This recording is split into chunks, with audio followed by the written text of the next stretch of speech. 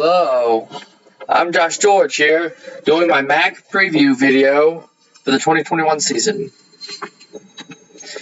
First, we're going to talk about Bowling Green. Well, they were 126th in both total offense and total defense out of 130 teams, so that's not good. They also have 12 freshmen starting across offense and defense, so that's pretty much half of your starters out there are freshmen, young group of guys. They're also a team that lost every game and lost by an average of 33.2 points per game. Not very good. The only silver lining is a lot of young guys could grow in 3 or 4 years, could be a much better team. Right now for this season, though, 2-10, 0-8 in conference play. Akron Zips. The MAC, one of the MAC coordinators was actually talking about this team. I was reading a little article about them. It said, talking about how they were hard to win. Their only win was against that Bowling Green team we were just talking about, 31-3. And Tom Arth, their head coach, is 1-17 currently as Akron's head coach. So they've got a long way to go, and the MAC coordinator doesn't even think they're going to win games. So I've got them 2-10 and 1-7 in conference play. Now, Miami of Ohio, they have one of the fewest linemen on scholarship as far as FBS teams go, so they lack line depth. They could be a surprise team this year. They could be a dark horse. They could come from nowhere, depending on how Brett Gabberts does at quarterback. You know, this offense was seemingly up and down. I honestly don't know where they're going to be this year, but I'm just wasn't feeling it. I've got them at 4-8, 3-5 in conference play. Now to Buffalo. Buffalo is going to go as far as Rob Inallo will take them. He's 2-22 as a head coach. They were really good last year. They had the best defense in the conference, in the MAC. Oh, man. But, frankly, he may not be a very good coach. He may be he may not have found the right job. They seem to have a lot of talent. They bring back 8 on that defense. That was the best defense in the conference. So they could be a really great defense, but I'm not expecting them to be a super team. I've got them at 7-5 and 5-3 in conference play. Now, Penn State. They have 9 starters back on defense and a returning quarterback in Dustin Crum, who might have been the best quarterback in the MAC. Definitely in the top 2 in the MAC as far as what I'm seeing. The last 2 games were canceled, so they ended on a little rough patch, but they were top 10 in the nation in passing defense. The problem is their defense was very inconsistent last season. That has to change if they're going to have a lot of success. I have them at 6-3, or 6-6, 5-3 in conference play. Ohio.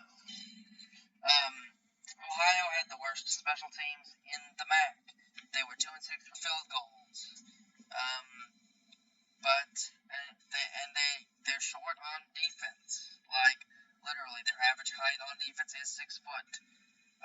But they have the best coach in the MAC with Frank Scioli, however you say his last name.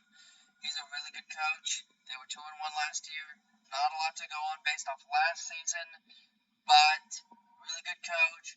He'll pull them together, and he'll have them win some of the closer games. And so I've got them 7-5 and 6-2 in conference play. To the Western Division. Eastern Michigan. Neil Nerthley, their defensive coordinator, he's talking about changing the defense around. They're ranked 116th in the preseason, so they're talking about change, but yeah, a lot of unknowns on defense, especially on defense. So I gotta have defense to win football games. I got them 4-8 and 1-7 in conference play. Now, Western Michigan, they were number 3 in pass efficiency last season, and they have 9 guys back on offense, and they're ranked 4th in the 247 talent composite, according to the MAC conference. So the problem was on defense, where they were 94th in scoring D. So they had trouble stopping. They gave up a bunch of yards. Didn't look good. Lots of guys out of position. That's where this team might be inconsistent. I've got them 5-7 and 4-4 in conference play.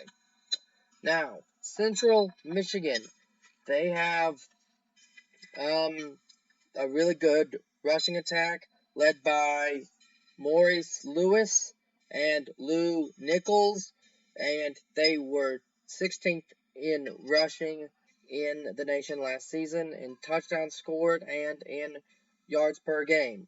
Really good rushing offense. Jim McElwain had it the way he wanted it. He's got 10 starters back on defense, so the Chippewas could be one to watch to sneak in to the conference championship,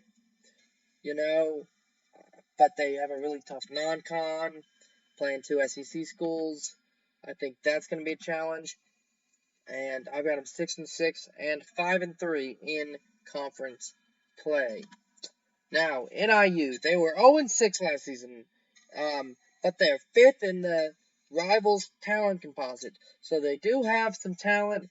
Last season, I think they had a really rough offseason. This year, with a full offseason, I think things get back into frame. I think that talent looks like the 5th in the MAC, and they get to 6-6 and 5-3 in conference play. Now, Toledo, they've got 11 starters on defense, and a defense that was 36th in total defense last season. They're also number 1 in the MAC in the 247 talent composite, and they had the best recruiting class in the MAC. Their only question mark is their quarterback. They have 2 or 3 guys that could start. Now, they could be fine, but I'm going to give them a waiting period. I've got them losing to Notre Dame and to Ball State. A little bit of a waiting period for them to get into the quarterback groove, and then I think they're fine. And I think in a bowl game they'll probably be fine as well. But I've got them 8-4 and 5-3 in conference play. Now, Ball State. Ball State is my Cinderella this year.